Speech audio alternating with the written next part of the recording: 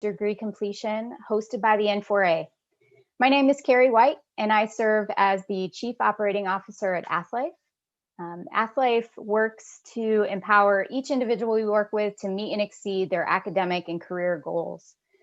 We have serviced since 2004 thousands of professional and post-professional athletes through the service agreements we have with the various leagues and unions and institutions that you see represented on this slide today. We do that through one-on-one advising and professional development workshops. Prior to joining the Athlife team in 2013, I spent over 15 years on campus in academic support. One of my memories of that time is former student athletes calling, texting, showing up, and saying, I am ready to finish my degree. They may have left for whatever reason, but when that moment comes, usually when I had an office full of students or was running off to a meeting, I wanted to capture that moment.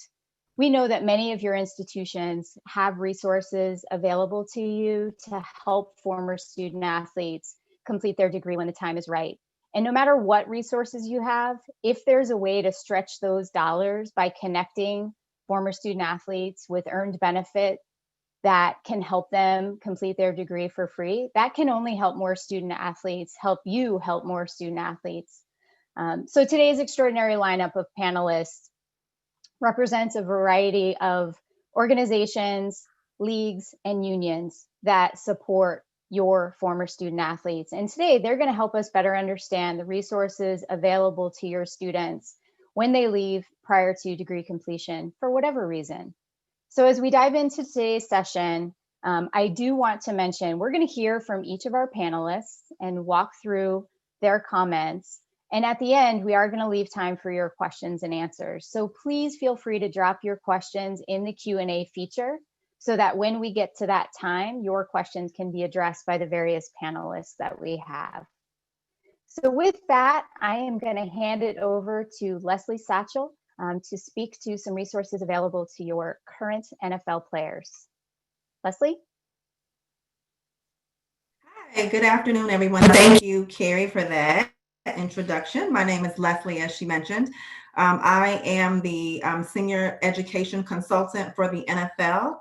I spent close to 14 years at the NFL Players Association doing a similar role, helping players finish school and also get involved in off-season programming. Now I'm at the league office, supporting football operations around lots of different things. And this pertains to you. This particular aspect of my role is to help players figure out how to finish school. And part of what precipitated some of this conversation is COVID-19, which has affected lots of us in different ways. But you probably received the memo mentioning that the benefit for tuition reimbursement has been suspended for a period of time. And that was, really, we weren't just not immune to the shortfalls of COVID and how it affected the business. And so the players and the Players Association of the NFL agreed kind of jointly to suspend the benefit for a period of time. But we do expect it to be back at some point. But in the meantime, we still are really going to be continuing to push players to finish school because we do believe that it's important, regardless of whether there's tuition reimbursement right now or not. And we know how important it is going to be for them to have that degree as they transition to things outside of football once they finish playing. All right, we can go to the next slide. I thought it would be helpful for you to see sort of like what we tell players when they come to us as rookies, the kind of messaging that we're giving them, just so we're all on the same page. I've been around for a long time in this space. So I will say that there was a time when there was somebody from the NFL or the NFL Players Association kind of quarterbacking this whole thing. We've tried to move away from that to some degree because we want players to be able to speak for themselves. But for the most part, we start off by encouraging that they lay the groundwork for going back, regardless of when they want to finish. So we want them to reach out to you. We encourage them to do that even before we do. We want them to reconnect with campus academic advisors. A lot of times players will be like, I want to call my former coach, but we really have them focus on the academic support there that they had, to clear up any holds they have, return any books, especially if they didn't withdraw that last semester, and that's going to affect their GPA as they go out. We encourage them to sort of clean up any loose ends there, and just express that they do intend to come back at some point. We do encourage them to make progress toward degree completion every off season. Obviously, bachelor's degree is sort of on the table now, but even if they're going to grad school, we think that they should chip away at it. We never know when their career is going to be over, and if they wait, we know that things can change. Degree programs can change. We know that requirements can be added, and things can shift and change, and so we want them to sort of stay on top of it. So the absence of degree completion, of tuition reimbursement doesn't really affect that right now. We're still going to be continuing to support them in doing that. And we really always want them to stay engaged with us and you all as well, because we realize sometimes it's a team effort, and it really is a nuanced area, considering, players could be cut, moving cities, getting hurt,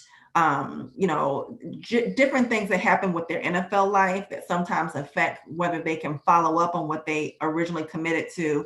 And we want to help them sort of problem solve for that.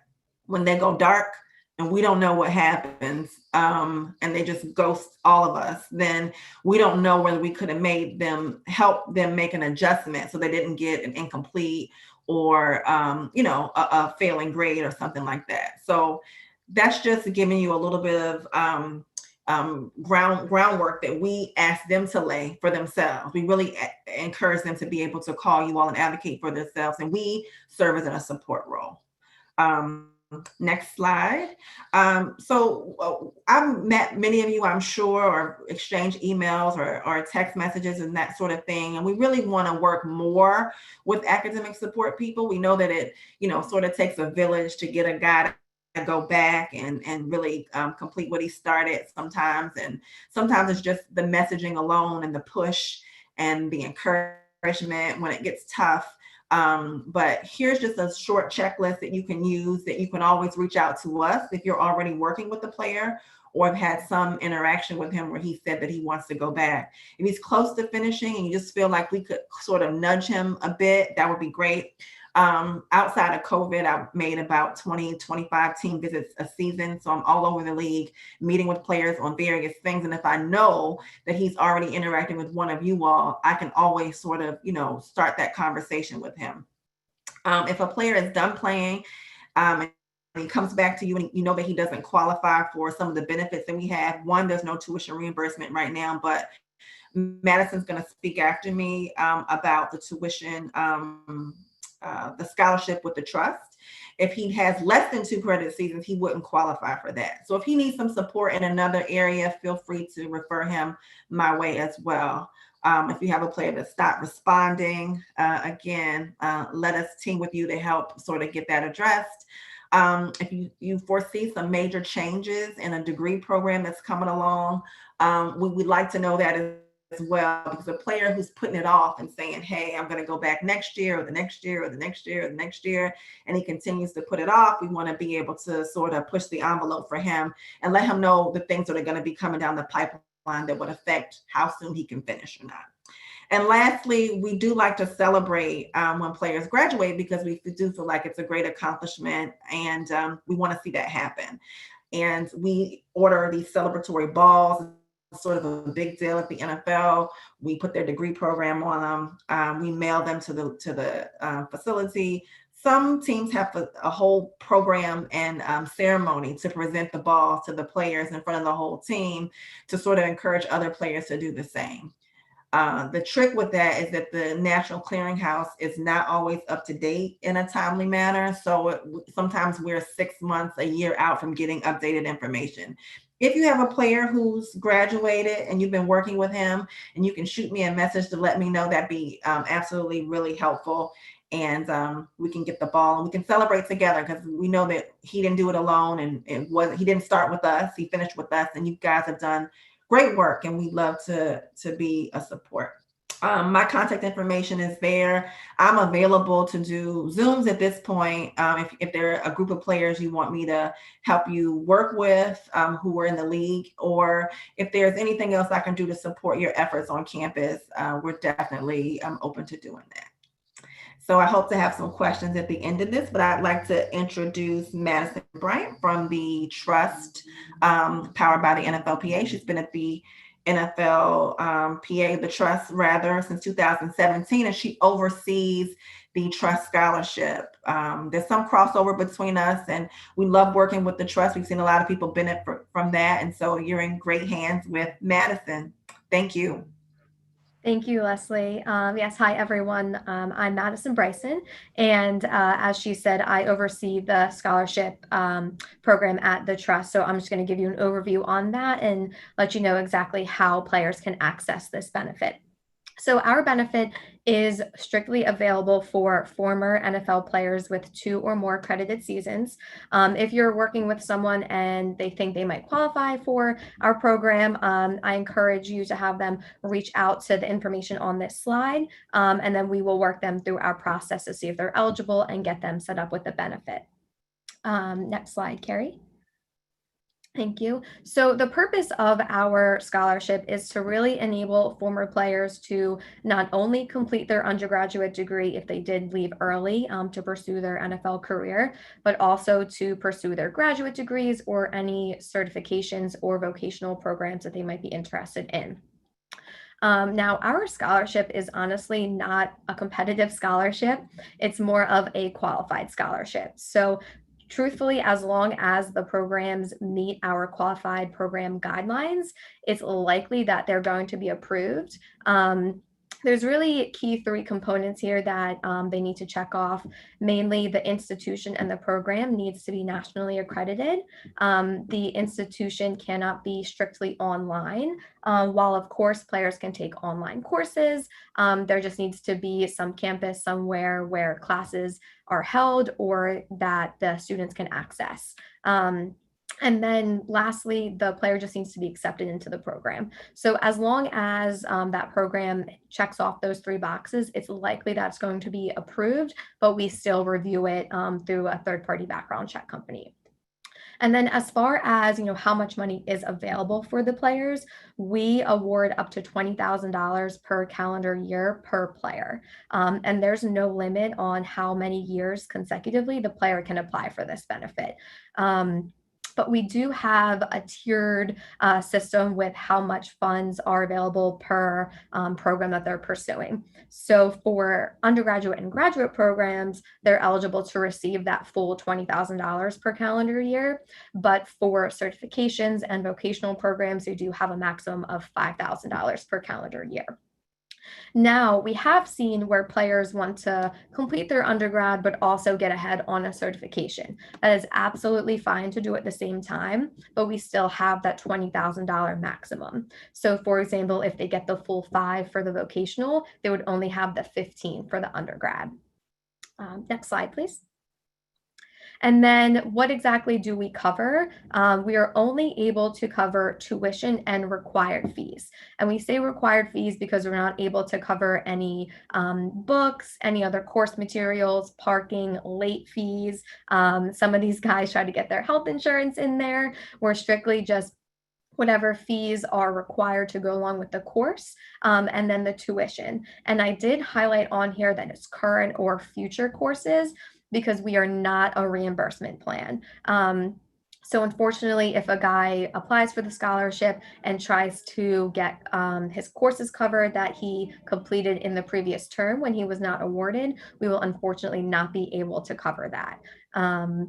And then also, we are pretty strict in that if a player tries to get courses paid for from 2 terms ago, even when he had the scholarship, if he did complete the courses, he's not able to get them covered, unfortunately. Next slide, please. And then how exactly do players access this benefit? So first, they will contact the trust, see if they're eligible we will get them set up and enrolled into the trust so they can fully activate their trust benefits. Once they're through that process, they will start working with AthLife, who's our continuing education partner, on figuring out exactly what program makes sense for them. And then once they've decided on that, AthLife will help them through the application process. So we do have 3 application periods per calendar year, and these coincide with the traditional semesters. So we have a spring application period, summer, and fall. So that really gives the players the opportunity to jump in once they make that decision on when they're planning to start their courses. And then once they complete the application process, we do internally review each application, send it to a third-party background check company, and then once all that information is returned, we do issue award notifications. And then as soon as those award notification goes out, that's kind of the green light where players can start sending in their invoices. So we do put it on the players. It is their responsibility to provide me directly with their invoices. We are not able to work directly with the institution to set up direct billing or third-party payments. We do like to put the onus on the player so they have some sort of stake in the game to send me their bills directly. And we do pay per term, not in a lump sum. So we're not able to send a direct check for the total amount that they were awarded, but it's a per semester basis because at the end of each term, we need them to submit their grades so that we can ensure that they're compliant with our GPA requirements. Which for undergraduate, it's 2.0, graduate, it's a 3.0. And, in the very unlikely situation that a player does fall under that, we do put them in sort of like a probationary status where they work with AthLife to reassess maybe the course load or something, but we don't just strictly take away the benefit from the player. And then once they've made it through the process and have completed their degree, we do like to surprise them with a football as well. And then we actually did start this past spring with a virtual graduation just to celebrate everyone together. And we do hope to continue that in the future. So if you are working with any players and you think they might be eligible, please connect them with our info account or main line so we can get them directed to the specific person. So with that, I'll direct this back to Carrie. Thank you. Thanks, Madison. Thanks, Leslie. So let me take a pause and just thank them both for giving us that helpful information for former student athletes that went on to the NFL. Before it jumps out of your mind, if you have any questions about those former football student athletes that may come back to your campus, please drop them in the Q&A so we can be sure to get to them at the end of our session.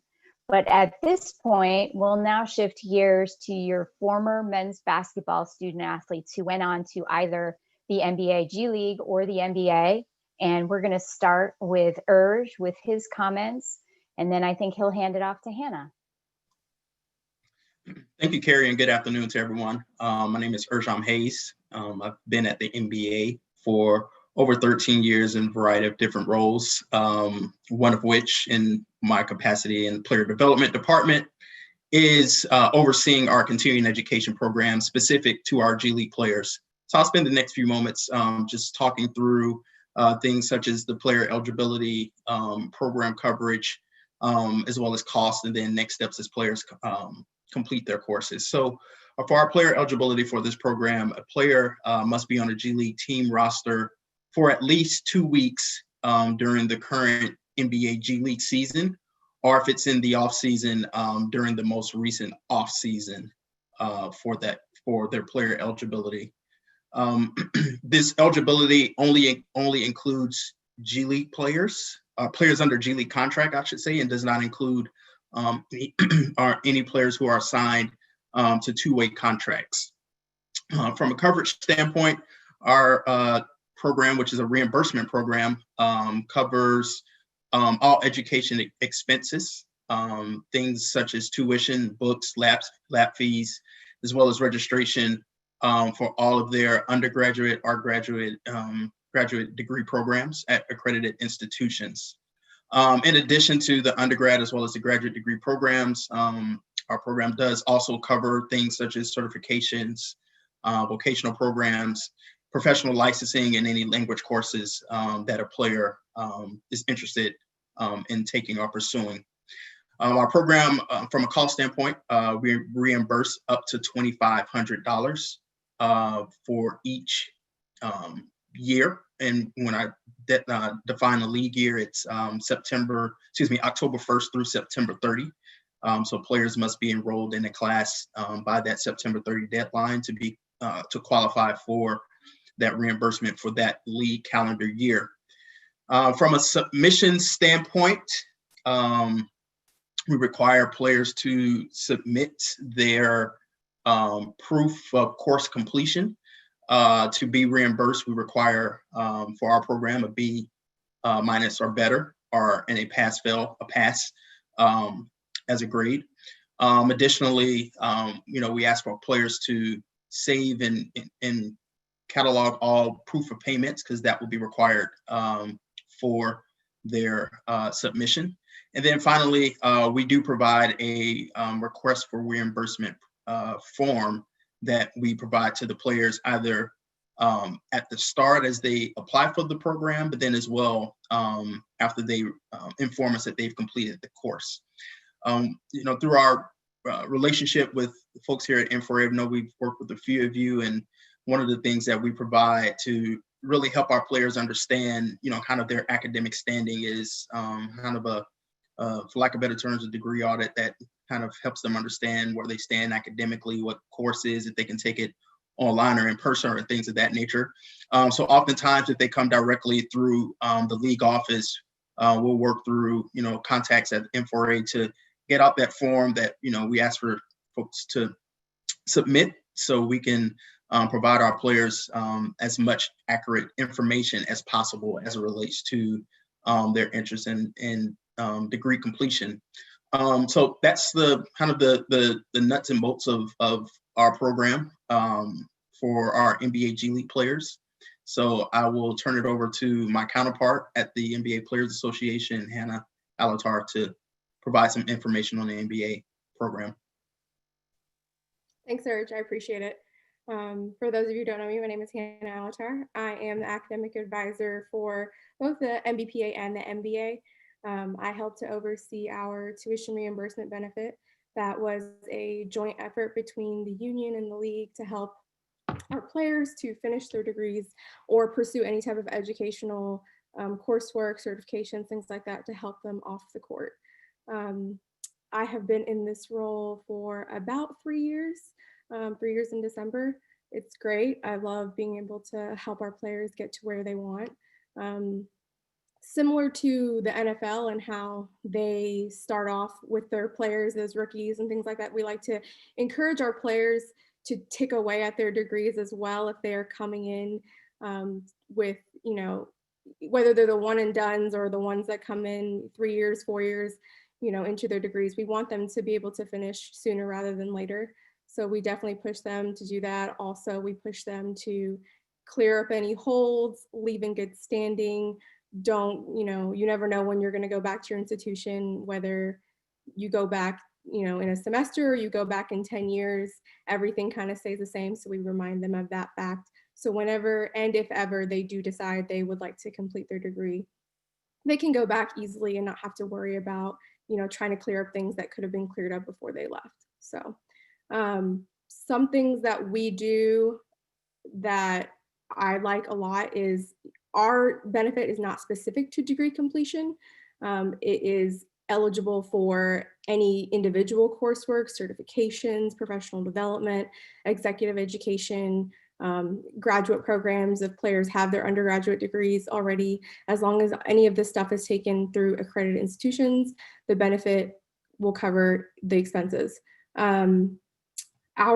The benefit specific to the MBA is for current and former players. Current players have to be on an active or an inactive list of any NBA team roster during a regular season and have at least 1 year of service in order to access this benefit. So rookies technically cannot access the benefit until they've earned their first year of service. Former players have to have been on a roster, have earned 3 years of NBA service, And one of those years has to be after the 2010-2011 season. So it is a little tricky when it comes to that, trying to determine years of service. I myself don't even do that. I have to send that off to somebody else. Sometimes guys, you think they have a year of service, but they don't. There's specific dates. So I definitely encourage you guys, if you think you know of any former players that maybe fall in or out of that window and you don't know, please reach out. I'm more than happy to check on that for anybody to see if they're eligible to use this benefit. What does the benefit cover? So the benefit covers players can use it for tuition, fees, and books only. So it does not cover any type of room and board. It does not cover any type of late fees or things of that nature that are outside of educational stuff. So we have to remind players again to do things on time and work with them and work with the institutions that they are going to try to make sure that everything kind of moves smoothly. They can get reimbursed up to $33,654 per year. While they're playing, there is no time limitation on it. There is just the financial limitations. They have up to $101,000 over all calendar years. Once they are done playing, they have 6 years from the last time they earned a year of service to use the benefit, and all the financial limitations remain the same, the $33,654 as well as the $101,000. So we definitely encourage players to use the benefit while they're playing and to take away at it slowly. So by the time they are done playing, for the guys that maybe were the one and dones, they're almost done. They've made so much progress on it that they can graduate soon enough and that they have utilized the benefit to the full extent that they need to use it for. One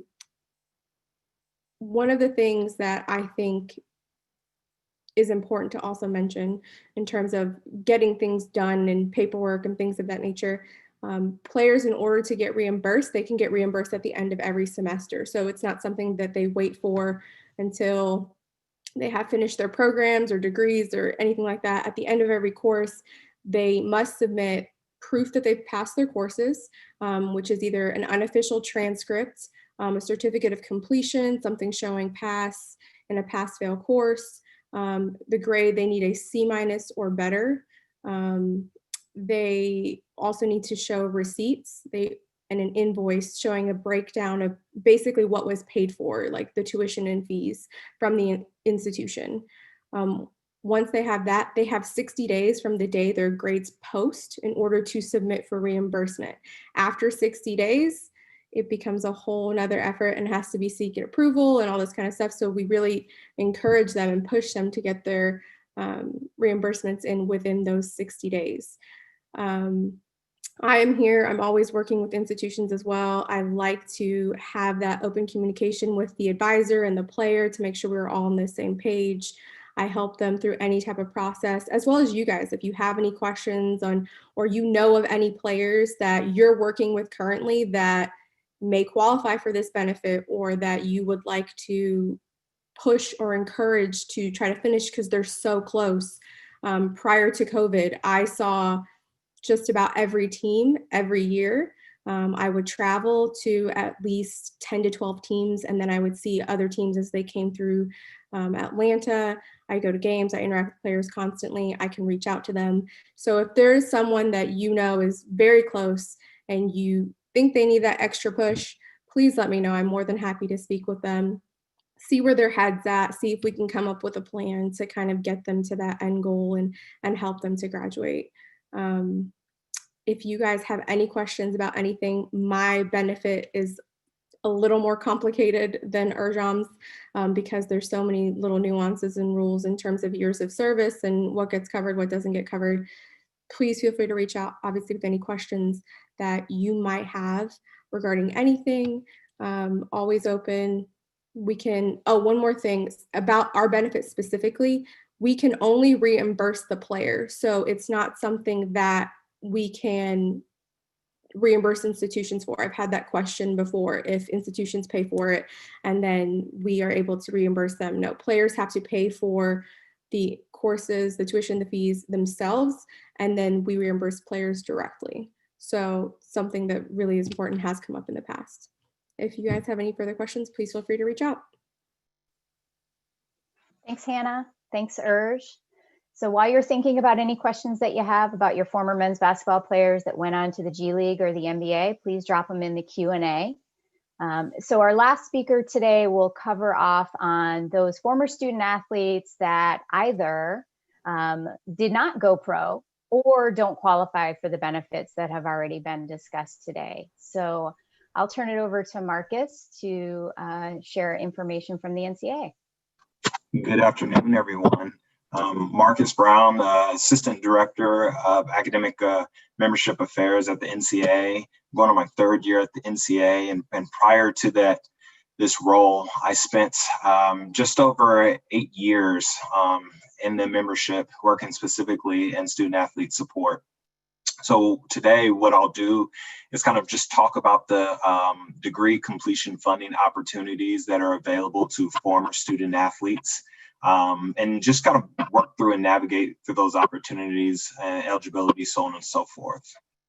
So there are 3 opportunities: the traditional degree completion award program, and the new legislated degree completion funding opportunity that is a membership requirement, specifically the student athlete degree completion assistance and the former student athlete degree achievement program. So those names are very similar. And as we move to the next slide, what you'll see is a one-page document that is currently available, and I'll continue to share the resources for you to be able to access this information, because it can get a little bit confusing. But we did move forward to create this one-page document to help institutions and student athletes navigate which funding options are best available for them based on their current eligibility. So there are 2 main questions that you want to ask. Did the former student athlete compete in the sport of basketball? If they did not, then they may be eligible for the NCAA's degree completion program that's available for all student athletes. If they did compete in the sport of basketball, then that student athlete is eligible for the degree completion funding through the institution. So it also goes a little bit further. Did the student athlete compete at a limited resource institution? So based on those questions, we'll determine which funding option is available for that student athlete and who's expected to help fund it. For example, whether it's the NCAA funding that degree completion opportunity or if it's the institution. So as we move forward, we'll talk about the degree completion award program. And here's a little bit of criteria for the student athlete to meet in order to access the degree completion funding. So they must be within 30 semester hours or 45 credit hours. And all these degree completion opportunities are limited to an undergraduate degree. So there have been many questions asked about a graduate degree, but the focus is, and the goal will always continue to make sure that at very least these student athletes are leaving their campus experience with an undergraduate bachelor's degree. At some point while they were on campus, they must have received athletics aid. And must have triggered former student athlete status. So what does that mean? Student athletes must be outside of their 5-year clock or have permanently rendered themselves ineligible. That's triggering the former student athlete status. Now, this degree completion award program does cover tuition fees and books.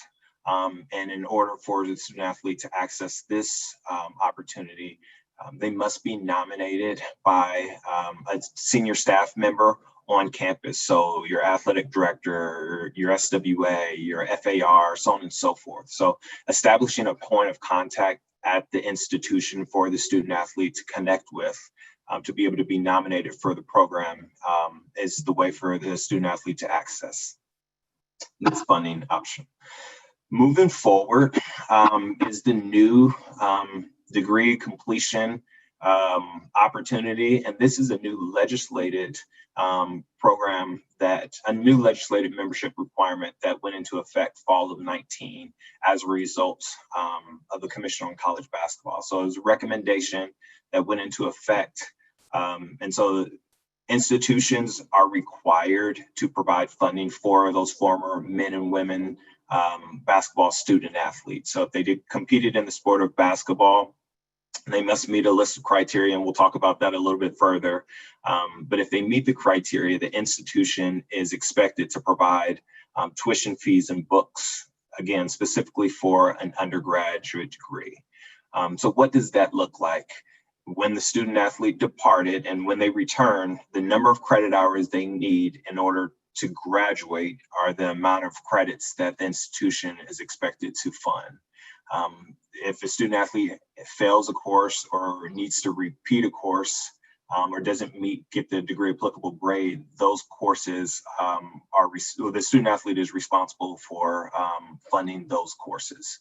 But once the student returns, the institution is responsible for providing the 75 credit hours, 60 credit hours, whatever number of credit hours are needed in order to get that student athlete to the point of graduation.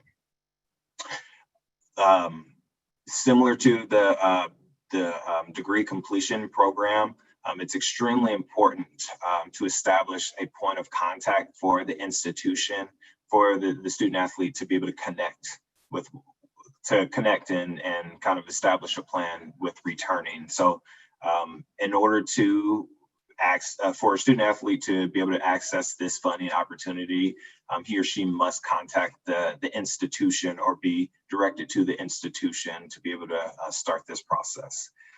We will, starting fall of 20, begin collecting data for these former men and women basketball student athletes, just to kind of determine where they are status-wise and how the rate of them graduating. So it is going to be a requirement for the APP data submission process for, again, specifically the men and women basketball student athletes specific to this legislation.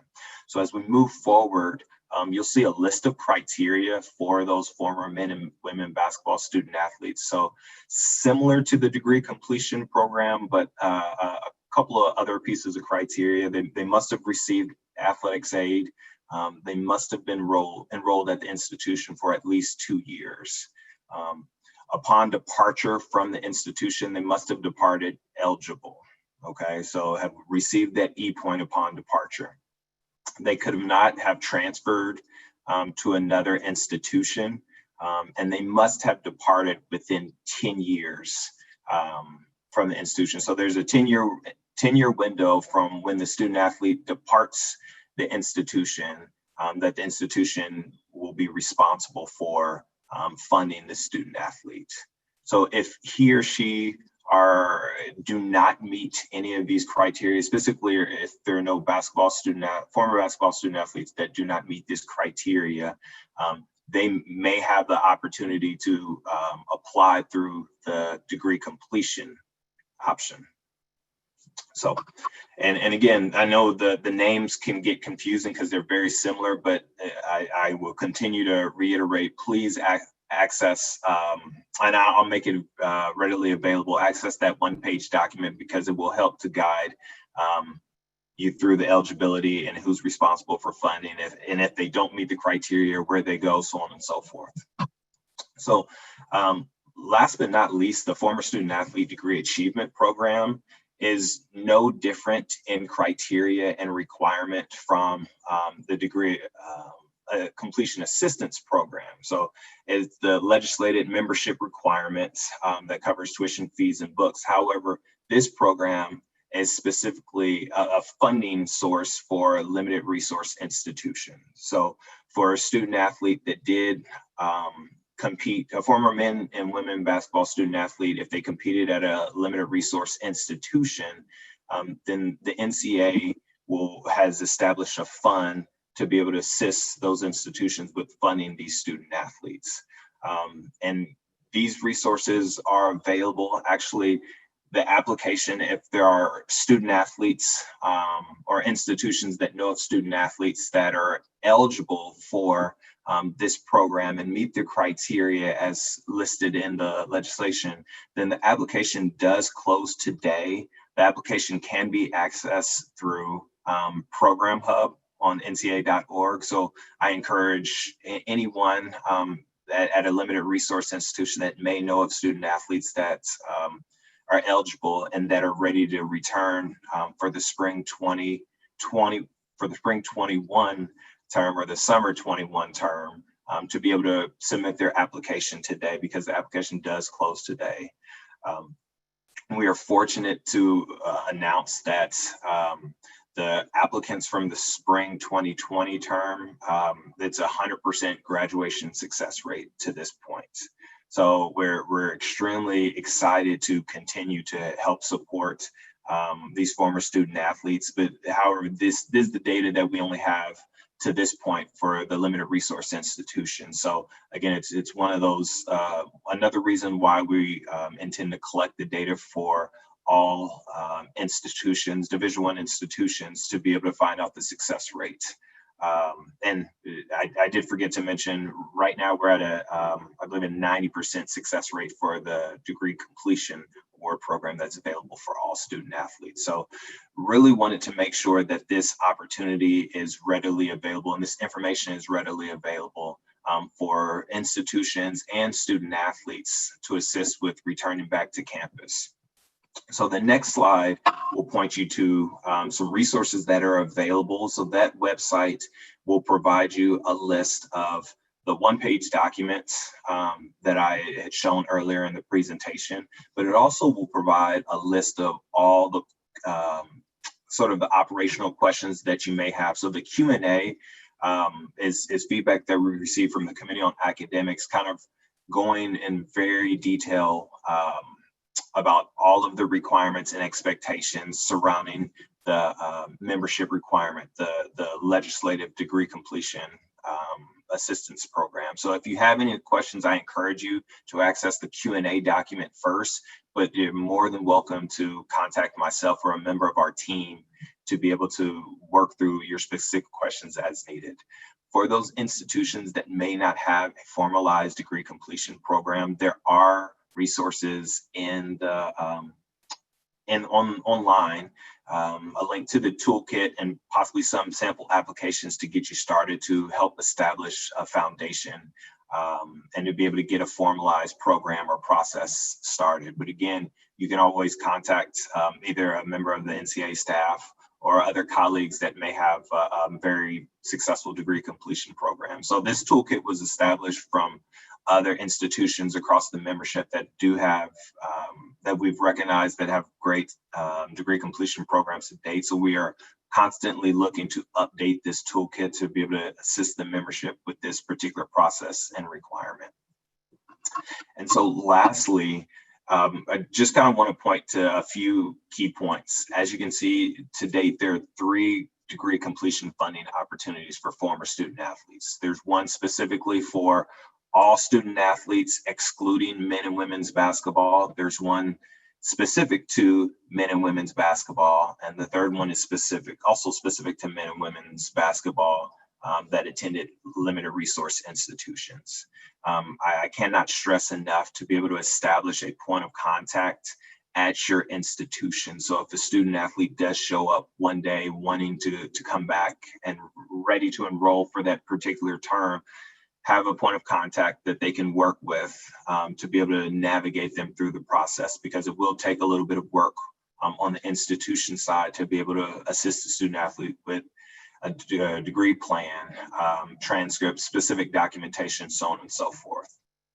Also, again, really look through that one pager to help determine the eligibility status, because student athletes may not always know where they stand or where they stood if they got the E-point upon departure, things of that nature. So determining that eligibility status will help to determine which funding opportunity is available for that student athlete. And last but not least, really creating an academic plan upon arrival.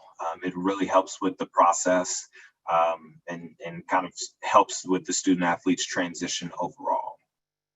So with that being said, I do want to thank everyone for the opportunity to be able to be here and speak about these funding opportunities. that the NCAA does have available. You can contact me at any point if you have any questions or concerns or want to talk through any particular scenarios at your respective campuses. So Carrie, with that being said, I will turn it back over to you.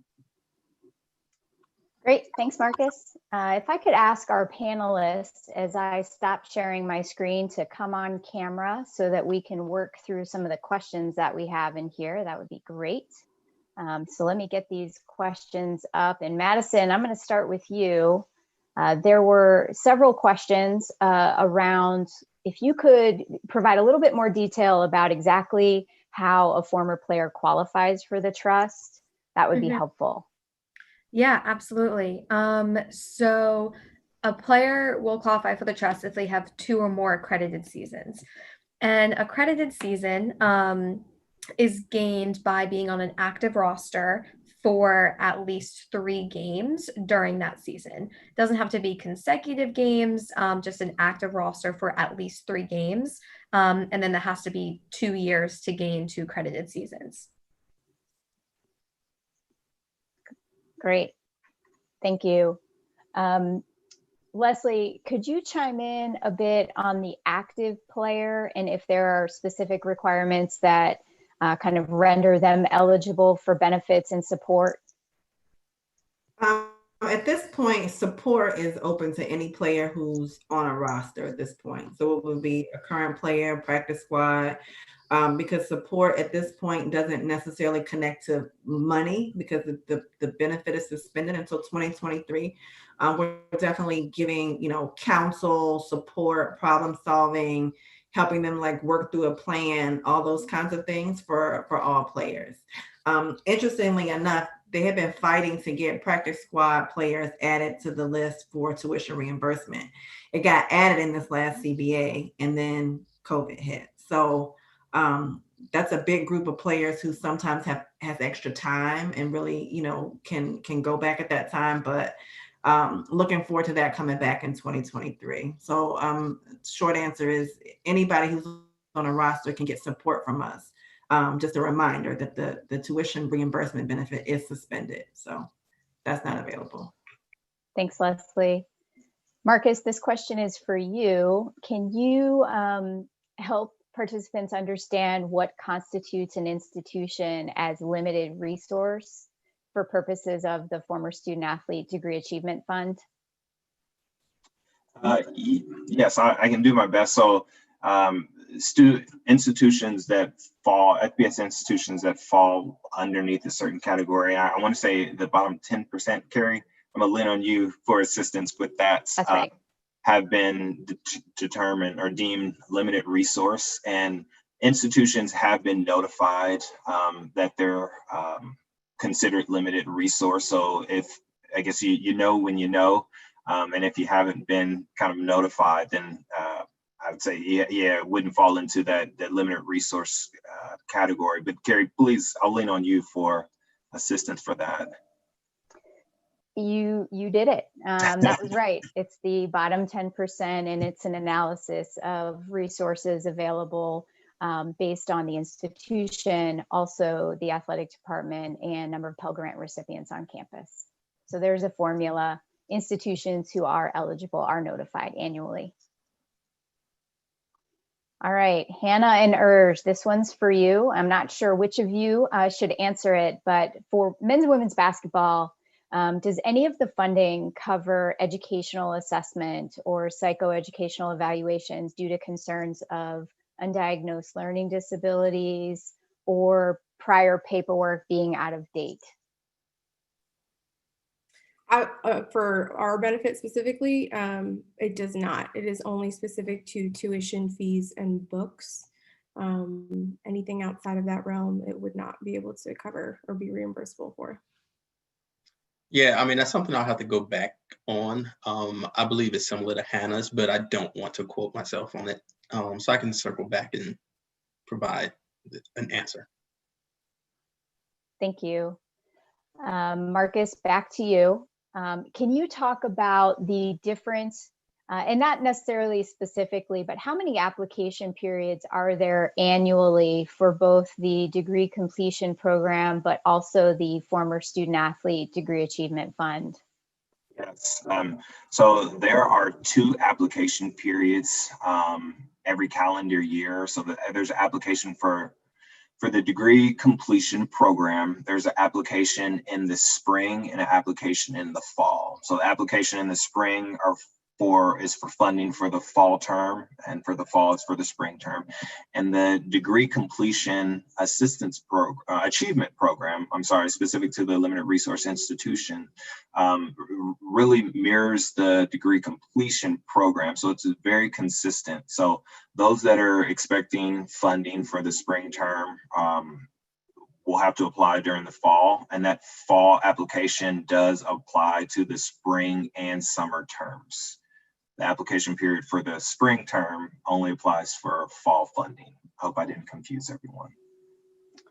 So a friendly suggestion from a participant is to offer more application periods like the trust does that would allow for more student athletes to apply, sharing the feedback that we've received. Thank you. And Madison, a clarification question on the criteria to qualify for the trust. Do those seasons have to be consecutive, or could it be in non-consecutive years that they earn an accredited season? Yeah, it doesn't have to be consecutive. All it has to be is that 2 credited seasons. They could have a practice squad season in between them. That's fine. And then they have to be a former player, of course. I would add that I would always recommend that a player double check his credited seasons, because players will say, yeah, I've got 4, and I look and you had 1. I mean, maybe he was on and off a roster, and maybe he thinks, I don't know, it's going to fall between the cracks, or it can't be verified, or he really honestly thinks he has those credited seasons. So when it's close like that, where it could be 2 or it could be 1, I always recommend that he call the benefits office and just double check himself to make sure that he has the seasons that he thinks he has. Thanks, Leslie. Marcus, back to you. Question specific to APR. The students that institutions are required to fund per the legislation, former men's, women's basketball, are they in the APR? They can potentially be in the APR, and they can potentially earn a delayed grad points, but they cannot negatively affect the APR. So if I'm saying it back to you, they can earn a delayed graduation point, but they can't lose any points. That's correct. Thank you. This is a football question. So Madison and Leslie, can former football student athletes who want to pursue an online teacher certification program, can they either access trust scholarship or get reimbursed once tuition reimbursement is unpaused? I'll take it first. Carrie knows this is a tricky question we get a lot. If the program is offered through an accredited institution where the institution itself is not fully online, then it would likely qualify for the scholarship. But if it's not nationally accredited and it's a fully online like institution or like program, it would likely not qualify for the scholarship. I would also say, similar to the credited seasons, just check. If it's something in addition to his normal, 4-year like bachelor's degree, some certification or some lab hours or something special that goes along with the degree, I just would check.